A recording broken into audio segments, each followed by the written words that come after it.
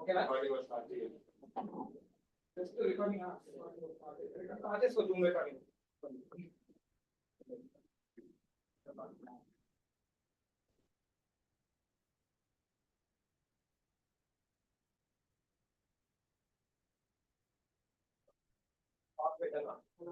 Recording of start చేసుకోండి. ఎలా చేస్తున్నాం అదేంటి ఇవ్వట్లేదు.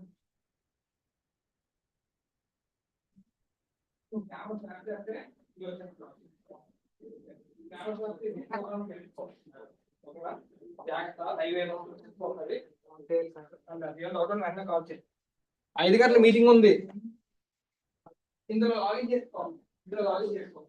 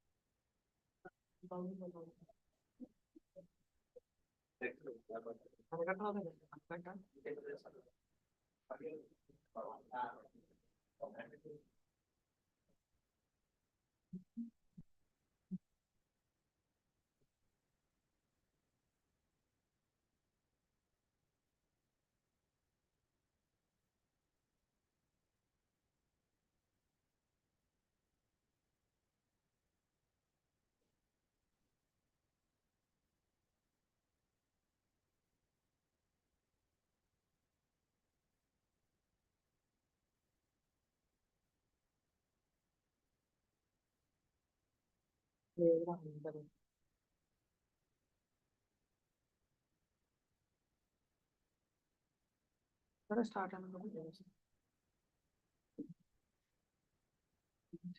ఆలోచిస్తాను. సెషన్ ఉంటుంది మరి.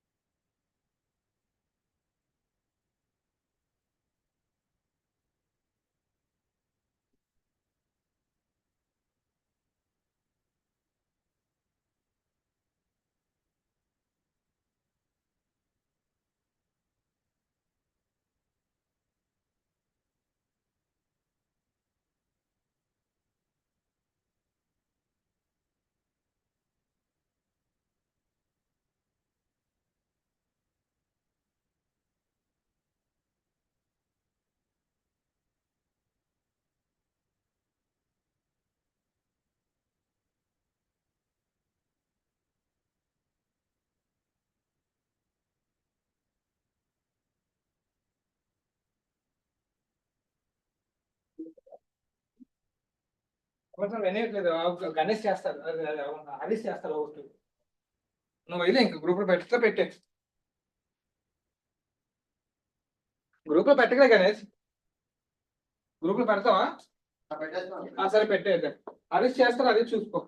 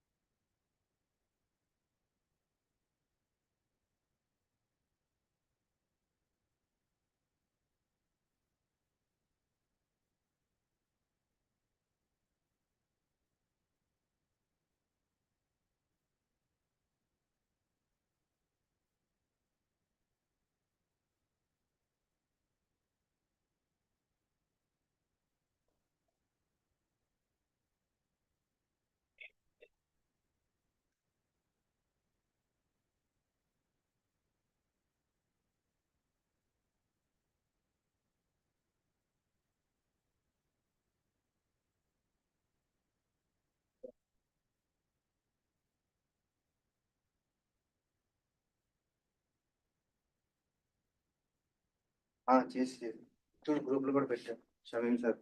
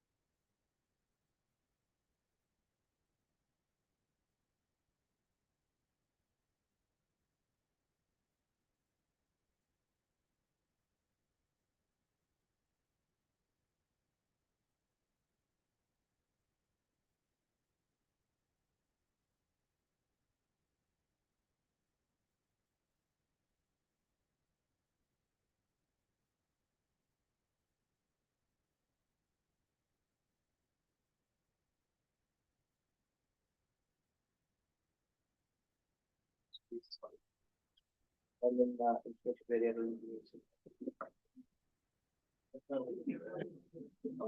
Hello? ecosystem. Housings, electric organizations.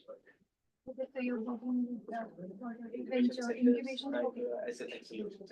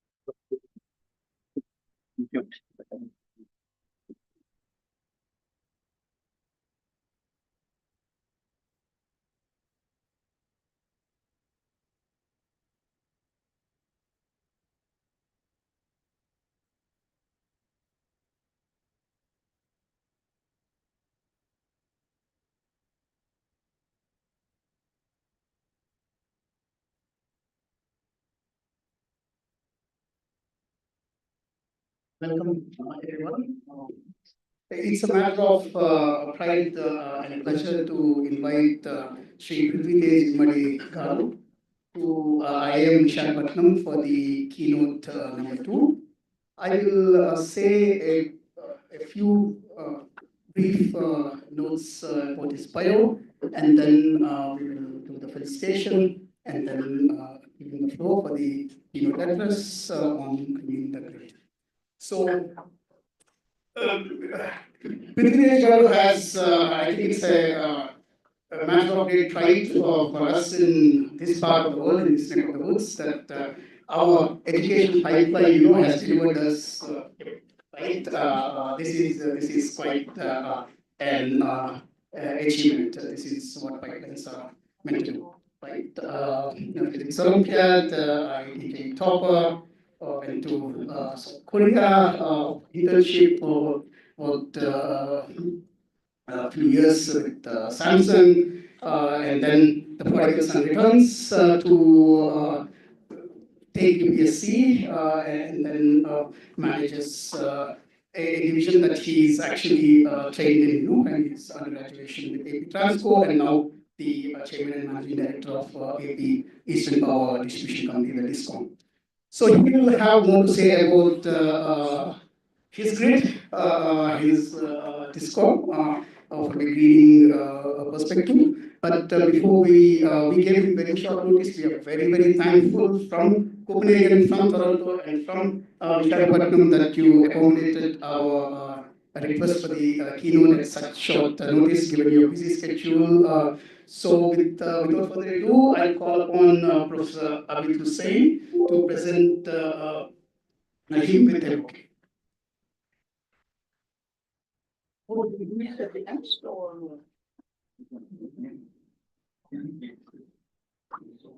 Thank you.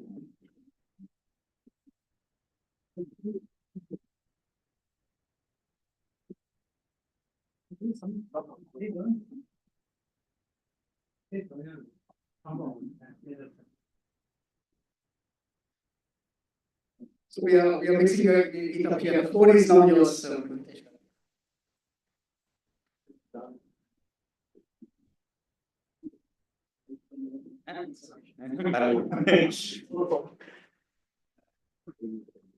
Good evening to all the distinguished professors, industry leaders, and all the researchers who are here. Thank you for the kind introduction, Professor Ravi. It's a pleasure for me to be here at the first International Conclave on Green Economy. I sincerely appreciate the organizers for bringing all the academia, some part of industry, and government also in my form on a common platform. So I have you have given a lot of time for me. So I will speak for some time, and then maybe we can take some questions if you have some questions, and take those. So if you look at India today, we have committed proposals for 500 gigawatt of renewable energy capacity addition by 2030, and if you see our per capita energy consumption in the last 10 years, the per capita energy consumption in the country has grown from 950 units to currently around 1500 units, so around 50% growth in last 10 years. And this year, in this summer, we have successfully met around 275 gigawatts of peak capacity. Also, the state at the state level, we have met more than 15,000 megawatts at peak.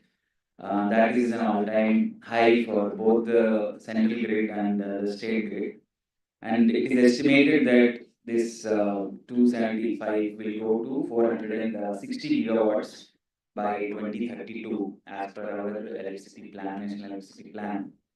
So it's bound to grow very significantly, and whatever targets we have put in our climate commitments to the world, that we have achieved one of the targets, that we need 50% of our total capacity from renewable energy 5 years earlier. The target was 2030, but we met that in 2025.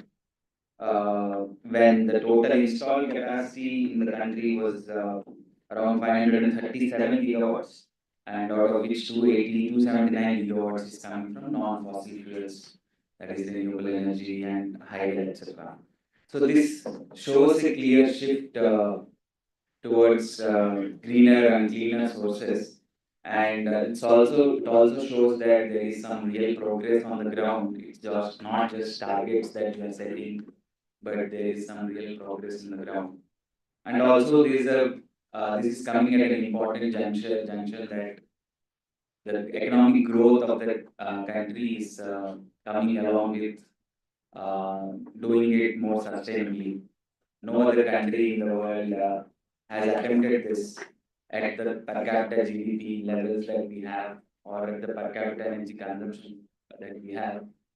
To green it, to shift to completely renewable energy sources. That is a feat that no other country has attempted. We are attempting it we have taken it up as a challenge, and we are attempting it. If you see any other countries, middle income countries, all of them have followed a very very traditional path of when they were going from $2,000 per capita GDP to say $5,000 or $6,000 per capita GDP. That transition was always led by traditional energy sources, say hydel or coal, generally coal, even in China, in parts of Southeast Asia, all of these places, it is all fossil fuel based transition from a lower income country to a middle income country. So to achieve this cleaner jump from a lower income to middle income group, the very if we have to do it in a green fashion, the grid becomes that much more important because all these renewable energy sources that we are integrating, say solar or wind, these are very intermittent in nature, and whatever the new loads that are coming into the system, say like data centers. Now we are all in Vizag, we are poised to be a data center hub in the next coming 10 years. Or any new industrial loads like say green hydrogen or all of these. These loads are also very intermittent in nature. These are not like a regular industrial loads which behave in a very uh, predictable fashion, ramp up in a predictable fashion, ramp down in a predictable fashion. Unlike that, unlike these traditional industrial loads, data centers ramp up very quickly, ramp down very quickly, depending on the training needs, depending on the inference needs. So definitely, so integrating these intermittent energy sources and also intermittent loads, the orchestration of the grid becomes that much more difficult, that much more important. So that's the place where the opportunities and challenges lie. The challenges lie in kind of how we are going to orchestrate this, and orchestrate this at a utility level, at a load dispatch center level to maintain grid stability. Uh, you might have heard of some of the instances where some parts of European grid which were very reliant on renewable energy. There were some incidents of blackouts, some incidents of where energy prices have consistently remained negative throughout the day, throughout the daytime. So it all depends on if we have to say mitigate such challenges. It all depends on how effectively we manage the grid. At center of all of this comes about the role of distribution utilities. So EPDCL is one of the three distribution companies in the state. Currently, we are meeting around 5,500 megawatts of at peak load. We also serve around 75 lakh consumers. So the major part of the load that comes into the grid is met through the distribution utilities. Though some of the industries are now shifting towards their own sources of energy, captive sources of energy through either open access mechanisms or net metering mechanisms. But majority of the grid's load is still met through the distribution utility. So it becomes that much distribution utilities become also that much more important to keep them technologically advanced, financially stable, because there are also a lot of economic pressures in the distribution utility space because of say cross subsidizing that happens, cross subsidizing of domestic consumers through commercial and industrial consumers, free power commitments government has for certain sections of the of our consumers. So it's very important that the distribution utilities are maintained in a very financially sound manner, and also we also keep investing in the new technologies so that the visibility on the grid remains. Like I said, when more and more intermittent sources of generation happens, when a lot of rooftop solar is getting integrated into the grid. So our regular methodologies of understanding how the grid is behaving cannot work. We have to measure, we have to forecast at so many locations. At so many, like now we have more than 60,000-70,000 rooftop solar units in EPCL, which is almost amounting to 200-300 megawatts. But and it's growing every year, and these probably will become 1,000 megawatts in the coming 1-2 years.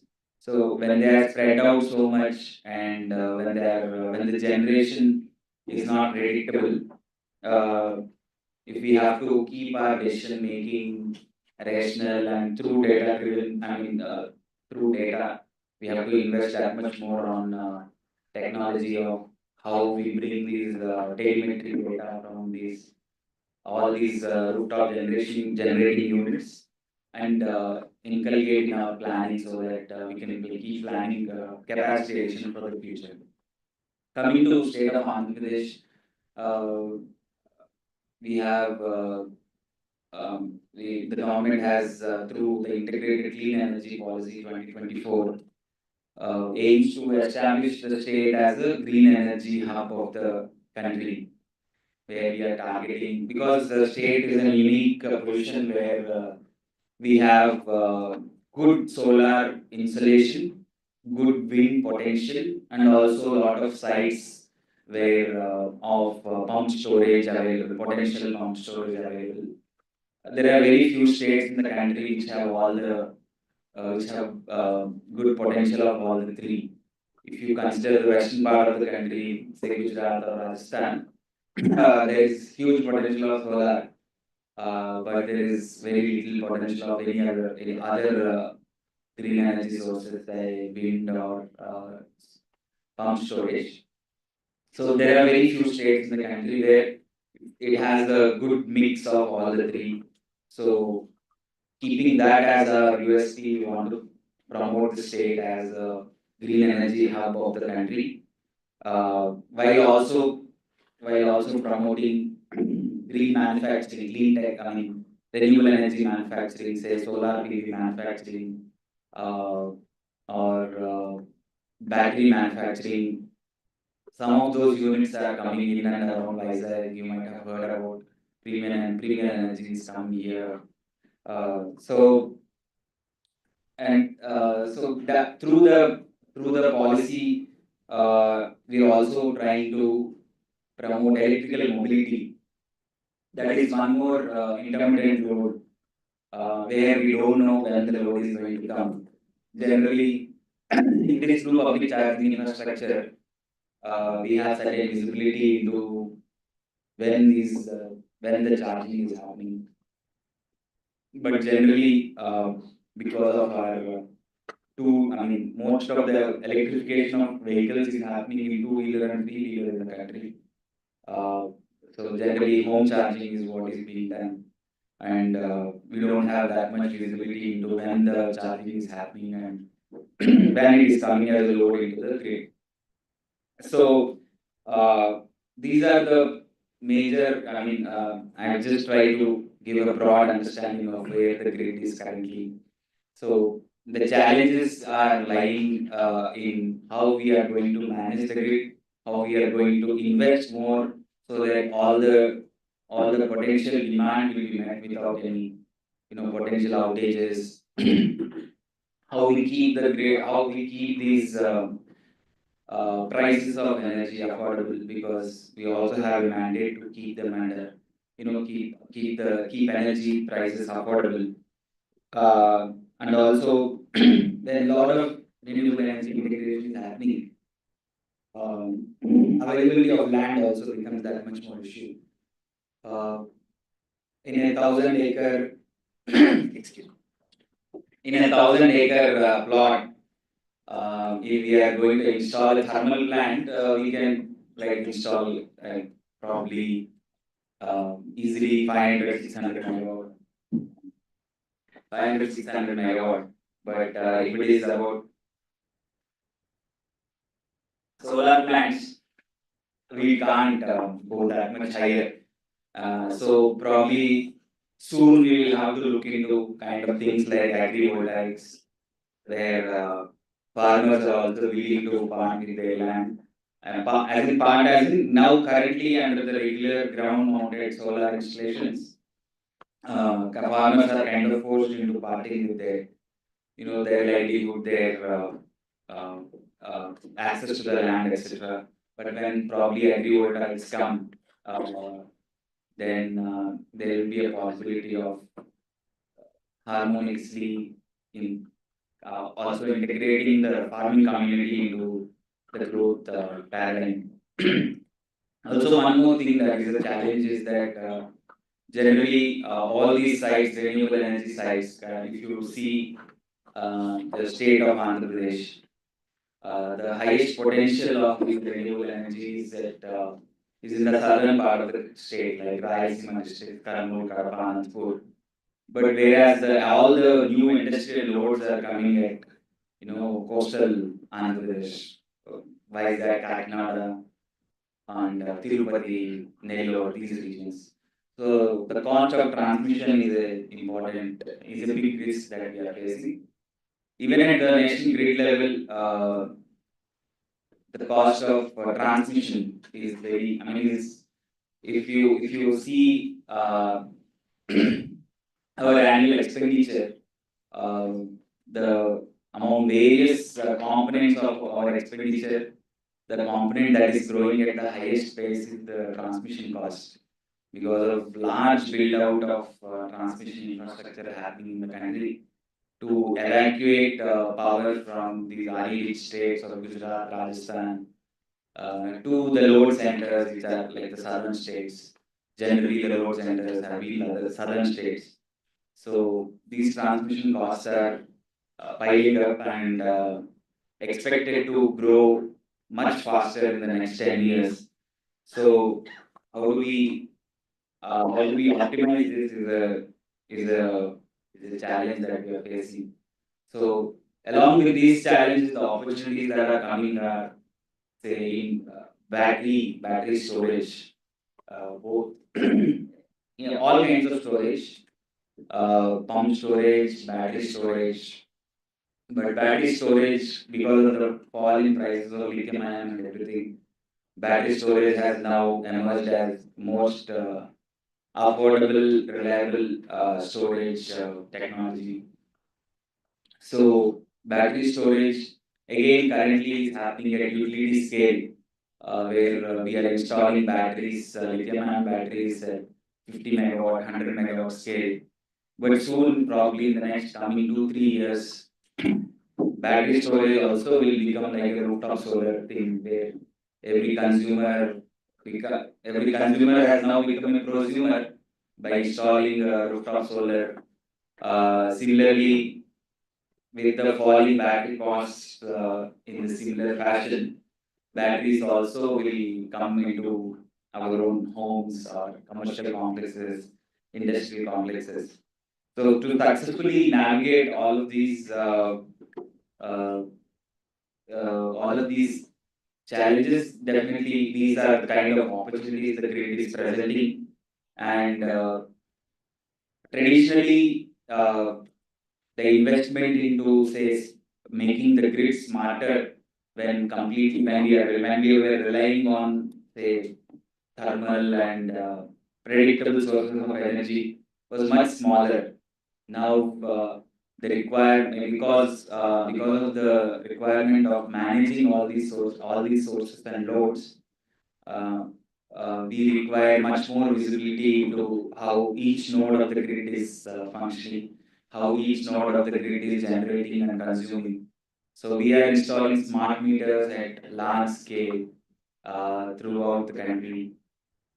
So the opportunity is also lying where we can make the grid that much smarter, also responsive to the needs of the grid, and regular grid operators will probably give way to say intelligent agent kind of an operators of the grid, because the decision making requires visibility and also control over a large number of parameters. And these advanced forecasting systems or grid management tools, these are where the opportunities lie in the coming future, in the way that we are greening the grid. And like if the green transition is not like just about replacing one form of energy, but because of all of these challenges, it's not as simple as uh, just construction of just capex into blind capex into new forms of energy, but also uh, it's kind of forcing us to rethink the way in which entire electricity system functions. And if the last 10 years was about increasing access, 100% electrification, uh, like 100% electrification was not such a big thing in the southern part of the country, but there were many parts in the country where electrification was also an issue.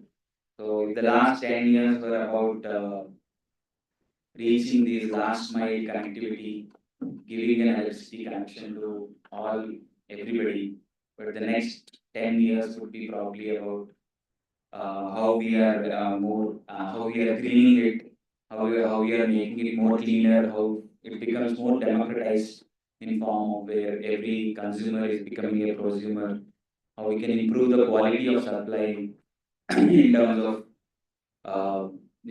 less number of interruptions, less duration of interruptions, and also making the grid much more responsive. So that with that I will conclude my keynote, and I'll be happy to take any questions.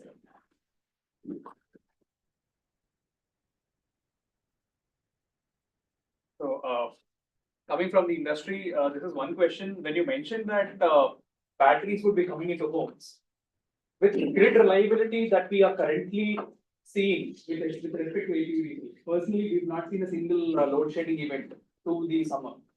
But what would be the necessity for homeowners to integrate batteries when their grid is very reliable and grid tied solar is, kind of a easier commodity for people to use? So battery is not about bringing reliability at a consumer level. But it is more about how much cheaper it will be to just charge the battery from the solar rooftop that you have and consume it in the evening. Time of day charges. To avoid time of day charges probably. But maybe for a homeowner it will be it will be a little late, maybe 5 years, 6 years down the line. But if you see commercial establishments or if you see industrial establishment, in the evening now we have time of day charge. We are charging 2 rupees more than the regular charge that we do. So for them it will be more about how they can reduce the electricity cost as part of their expenditure. And for a homeowner also it will become a cheaper option probably, but little later. In just the way how rooftop solar is there. Rooftop solar is making giving free electricity for a lot of time. So currently, because we are under the net metering paradigm, residential consumers don't feel that even though they are not generating any energy during the evening, we are still not charging the residential consumers if overall they are generating enough. But we as distribution companies, with more and more penetration of rooftop solar, we won't be able to give that facility for much longer. Probably there is a golden period now running for that, and after that we will not be able to give that facility of net metering. So once that stops, that is when the battery will become cheaper. Just to follow up on that, you had mentioned that 300 megawatts is currently coming from rooftop solar. So what is that critical mass? When can we consider that this is the critical mass point, what megawatt or what gigawatt, so that net metering will be safely spread to your remodeled?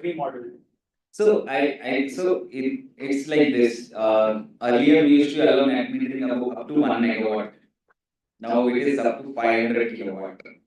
The allowable capacity of net metering.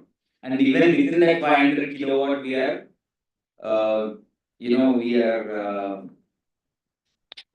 it's not completely net metering. We are doing time of day metering even for net metering consumers. So it's not like it will come gradually there, I think.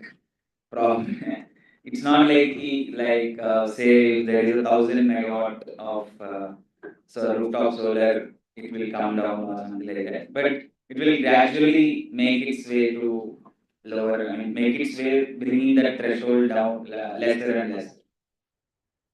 And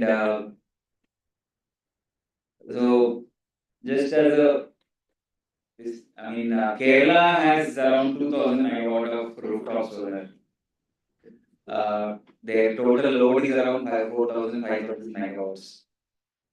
Now they are facing a lot of issues in terms of voltage profiles. That like when you are installing a rooftop solar, your neighbor might start facing voltage issues in some time.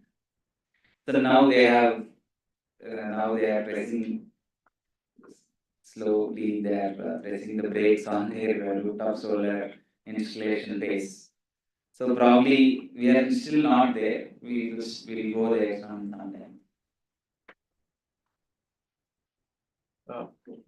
Please feel free not to answer as well. This is getting interesting. I think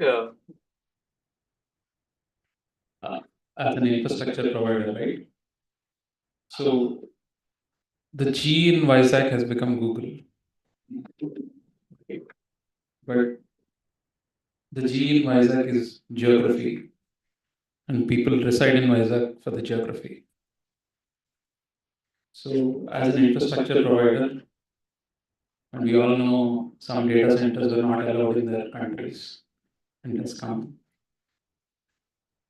What is your take on containing the geography at the cost of infrastructure that you're going to provide, because it's going to draw enormous amount of energy? Yeah. So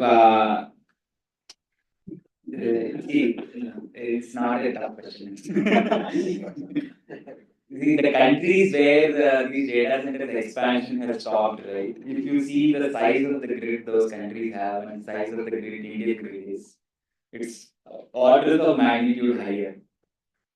Like India is uniquely positioned in a way that we have one common national grid. That's not the case in say US. That's not the case in Ireland. That's not the case in Asia Pacific. Anywhere in the other parts of the world, where I think India's grid is the largest grid. Not even in China. China also has, I think, 4 sub-national grids which are not connected to each other. So India is uniquely positioned in a way that we have this one nation, one grid, and we have integrated all the 5 sub-national grids into one national grid. That is one. So we have a lot of capacity that we can absorb. Second is about what are the second order magnitude effects, whether this is coming at the cost of reliability or affordability to other consumers. So that's not generally not the case, because if you see Google as one hyperscaler that is coming to the API grid. Currently, we are at 15 gigawatts of peak capacity.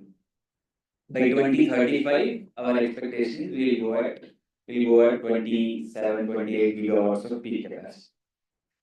And Google is scaling to 1 gigawatt at 2035.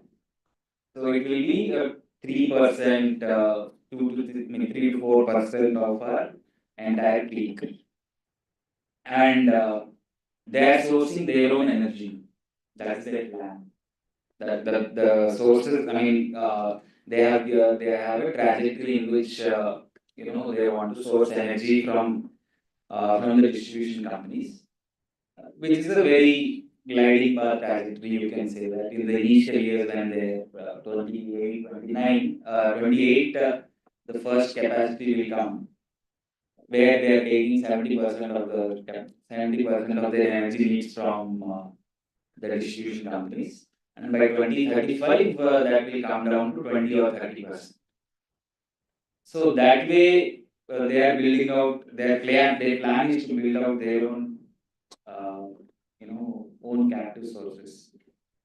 So, so we are not compromising the geography for Google is what I feel.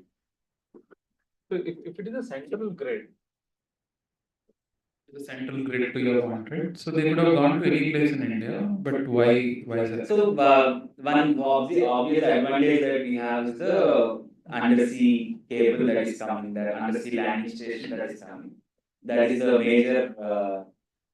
major advantage these hyperscalers why they are choosing here. Currently, India has only two, Chennai and Bombay, while there is the third cable landing station, and it is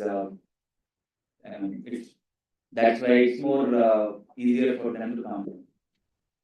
it's just a narrative that's being. Yeah, it is. I don't want to comment on that, but it is a considered decision, is what I can say. On the common national grid, can I ask a question? So since we are in a unique position of having a common national grid, when can we expect that interstate open access and virtual net metering not restricted to circles or AROs? When is this going to? So now virtual net metering is not restricted to circles and EROs. I think that is already out. It is restricted to the DISCOM area. And yeah, the other question was about Interstate open access. interstate open access is already there, right? So buying power from somebody who's producing in Tamil Nadu. Yeah, you can buy, but you will incur the central grid transmission charges and all of that. But you can still buy from anywhere in the country. We have some consumers who are buying from home.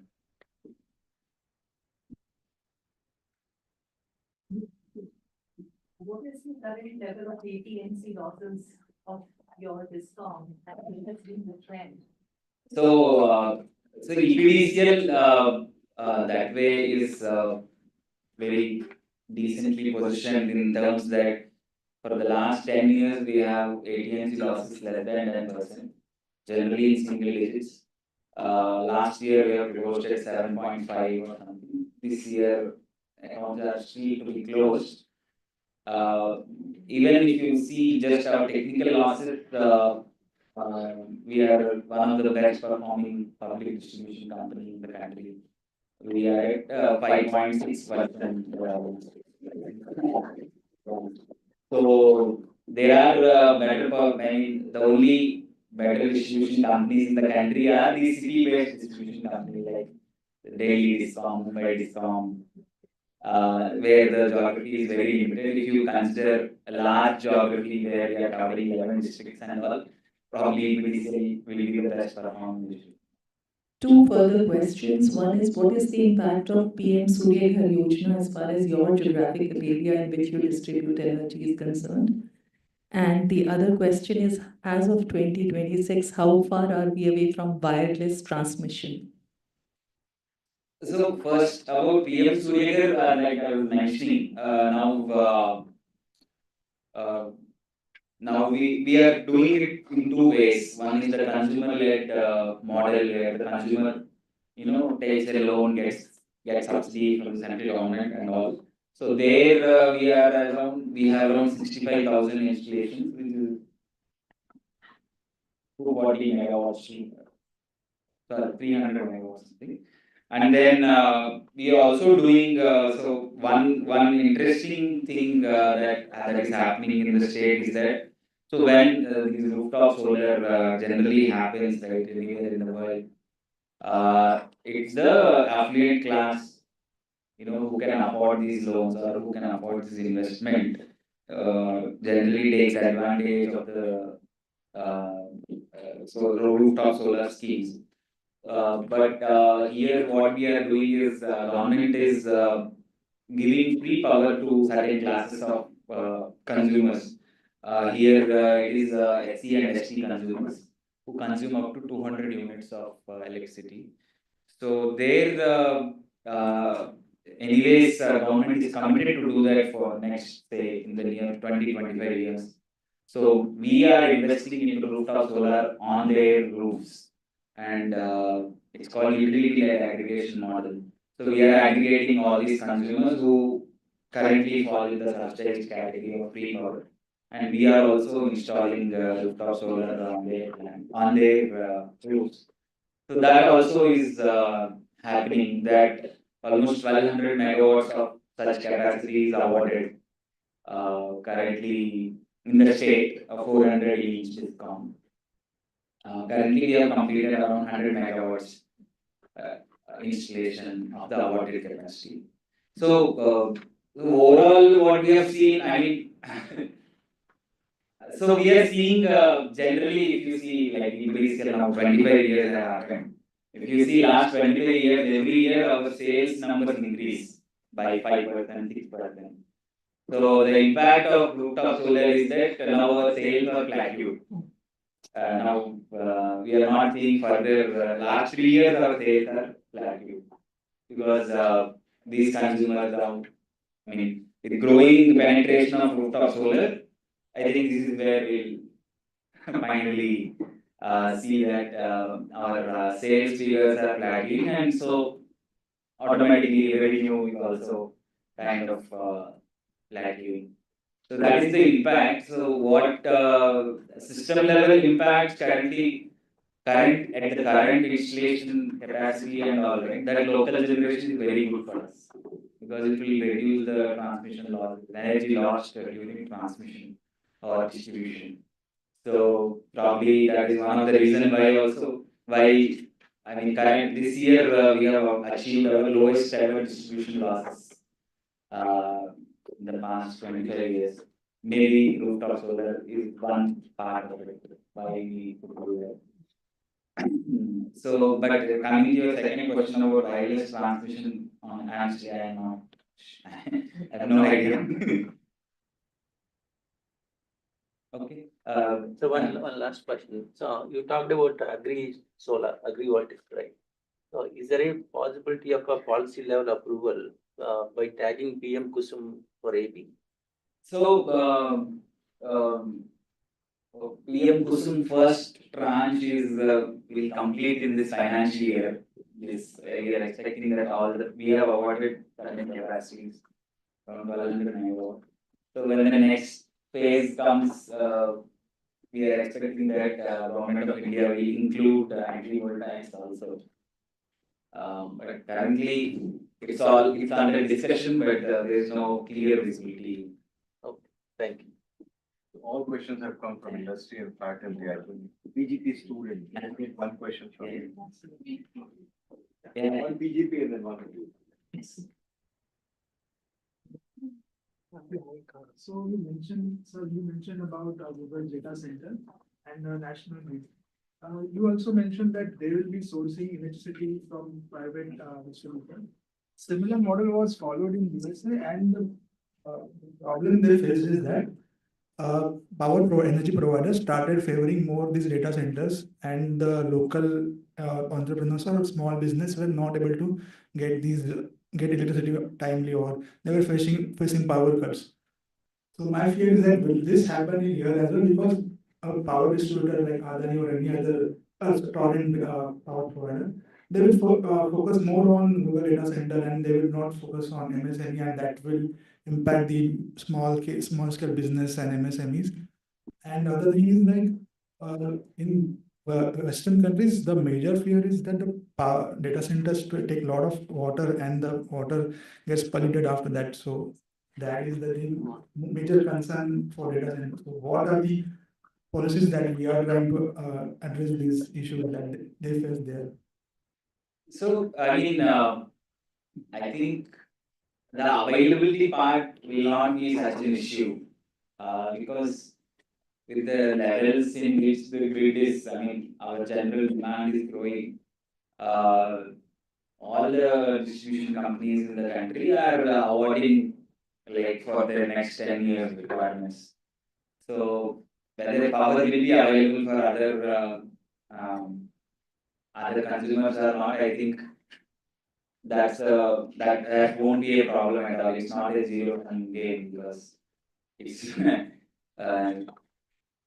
there is no dearth of manufacturing or anything that's a shortage. About the second question of water. So because of the Polar project that we have and the available capacity of, available capacity that we can allot to data centers is quite high here in Vizag because there is a left bank and all that is coming from Polar to Visakhapatnam. And it's hardly anything. I mean, if you compare with the capacity, how much water can be actually drawn from Polar to Vizag and how much the data center would require, that's very minute. Good to hear that. Thank you. Last question. I think similar to his question, as you said, we have the largest central grid, and the coming Google projects and all are trying to source almost 70% from the power distribution, or you said they are trying to source the power themselves. So why we are not able to do it? And if that is the case, if we have so much power to sell to the other projects, why still we have power cuts across India? And most often we see in news that farmers don't have enough, powers for irrigation and they could not do the irrigation well. So where do you think we are failing or where is the gap? So power cuts. So I think last time we had power cuts because the availability of power was an issue was in 2022 October. That was you remember there was a revenge demand after COVID. All the suppressed demand came suddenly into the system, and I think because of lack of availability of power, actually during COVID, what happened was many plants were in reserve shutdown or they were closed for 2 years and all. And once the lockdown was opened, there was a demand, revenge demand kind of a thing, like a lot of demand growth. And suddenly there became a lot of growth in demand. That was the last time we have experienced any kind of power shortage. But power cuts, otherwise can happen. Interruptions in power can happen for various reasons. Maybe that local substation got overloaded, maybe the local transformer got overloaded. It may be because of a lack of infrastructure capacity at the local level. Otherwise, there are no large-scale power cuts anywhere in the country. Second was about, I'm sorry about it. Farmers. So farmers throughout the country, we have 9 hours promised to the farming community, which we are giving during the daytime, free power. Similarly, many states have their own policies. Telangana has 24 hours policy to farmers. So it depends on the state policy, and there are no as such. At least I'm speaking from Andhra's point of view. Whatever the promise is there of the 9 hours power supply that we will do free power to the farmers, that is being met. What better we can? What better? What better we can do? Yeah, many things. It's a very broad question. Meaning of life. Okay, very last question, and then Thank you so much. Vijay, in the back.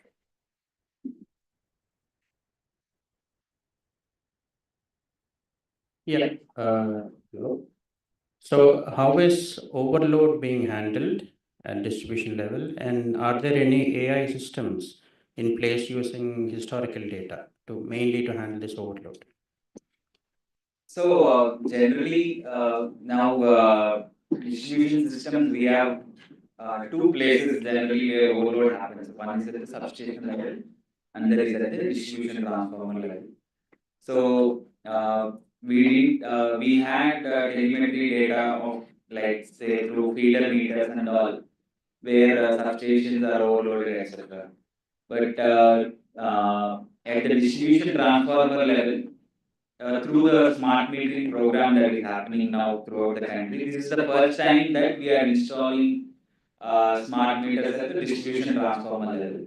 So only in the last 1 year, we started getting data visibility into what happens beyond 33 by 11 kV substation.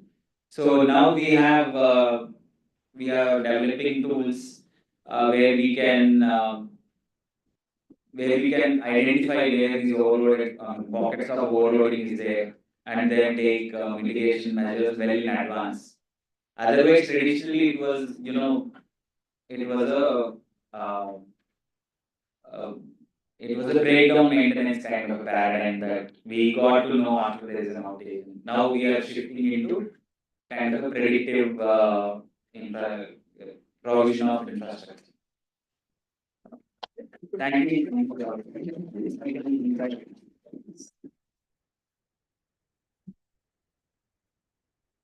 Thank you very much for that.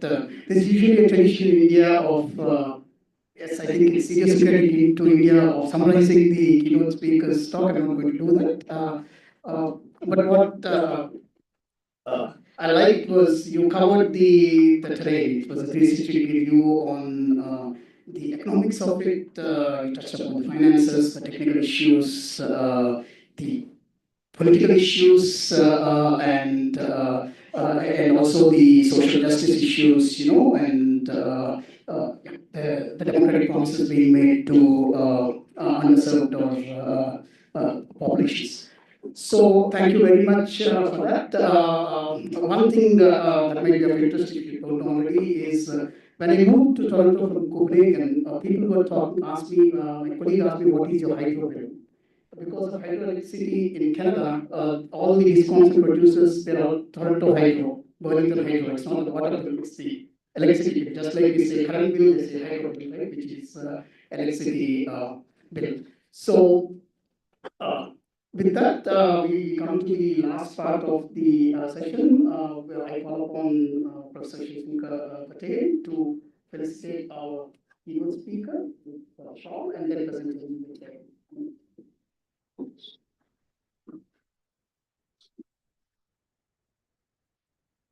We did have to orchestrate this, vertically.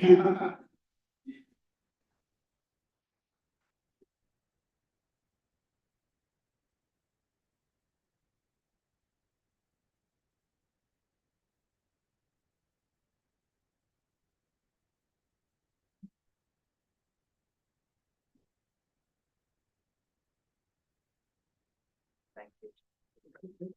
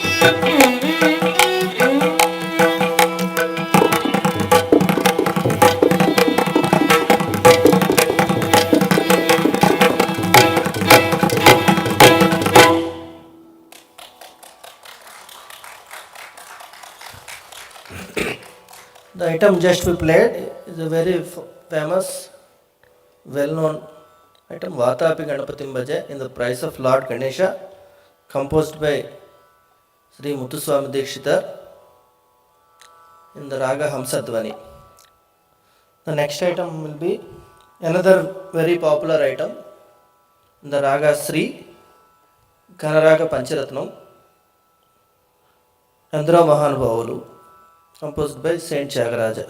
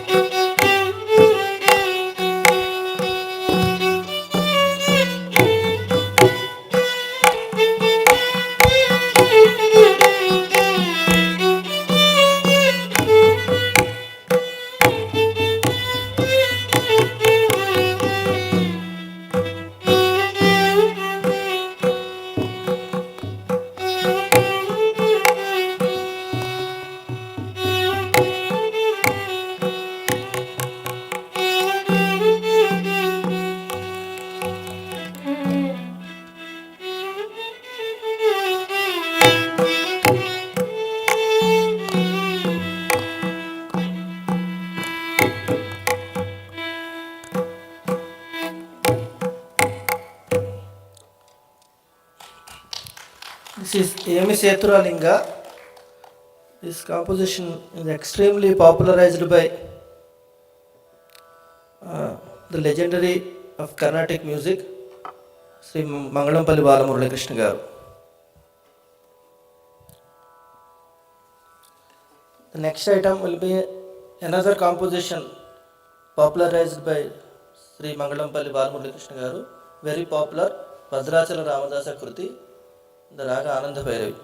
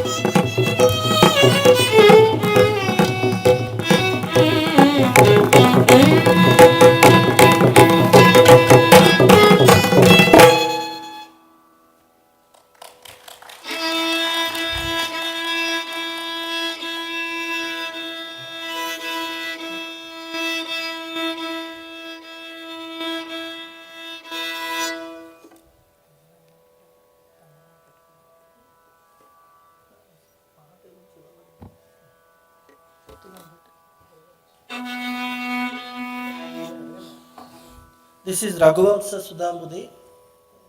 It's more popular as Yamaha Nagari. It's been made in film music. This is very old classical item composed by Patnam Subramanya Iyer in the rag Kadana Kutuhuram. The next item is, it's also very popular, Tadapaka Annamacharya Kirtana, Tandanana.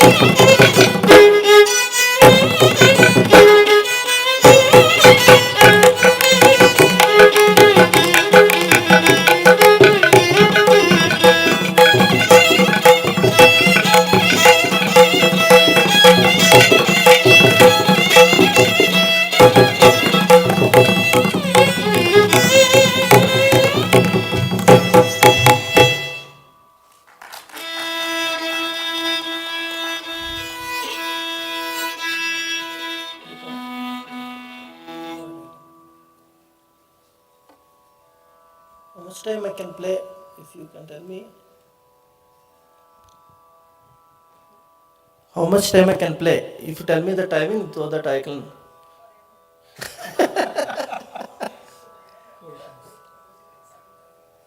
Sir?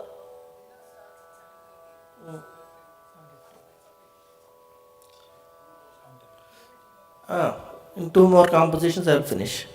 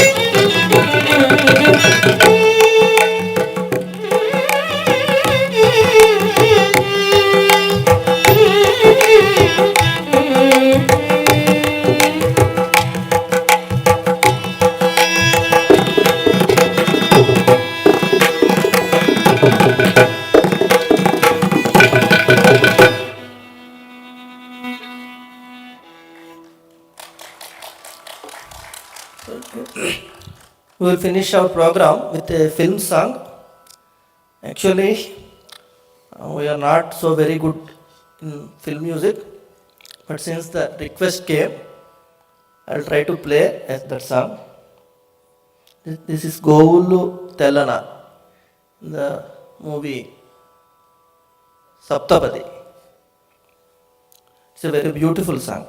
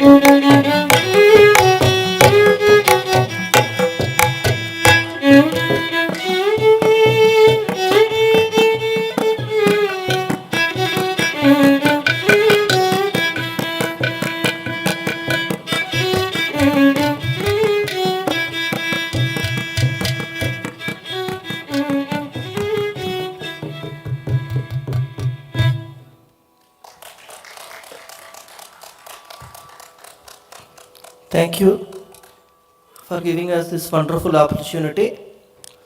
I thank Sri Chaitanya for accompanying me on violin and Sri Charan on ghatam. Myself is H. Ramcharan. I thank everybody for this great opportunity. Thank you.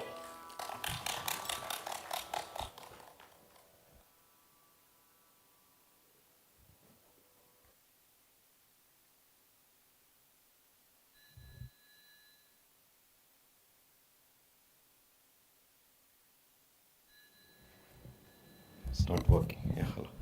So thank you so much. But as a a tradition that the classical musicians are facilitated in a grand way, but we're maintaining a small gesture. So we'll invite our morning chief guest, Shri Pradhanji, come and facilitate them with a very small gesture only. In that small gesture, we have only shawls for you. Come.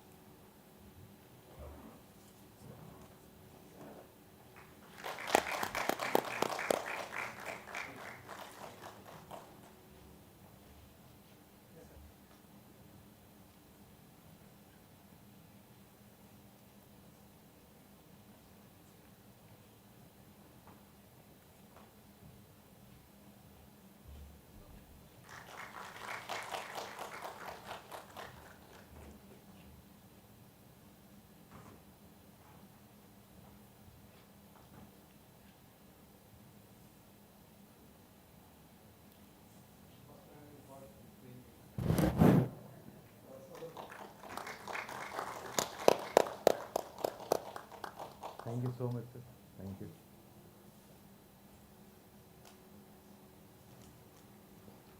Thank you, Pradhanji. So that's all. First day of conclave. Thank you so much for participating and being. Let's move for the dinner. Thank you.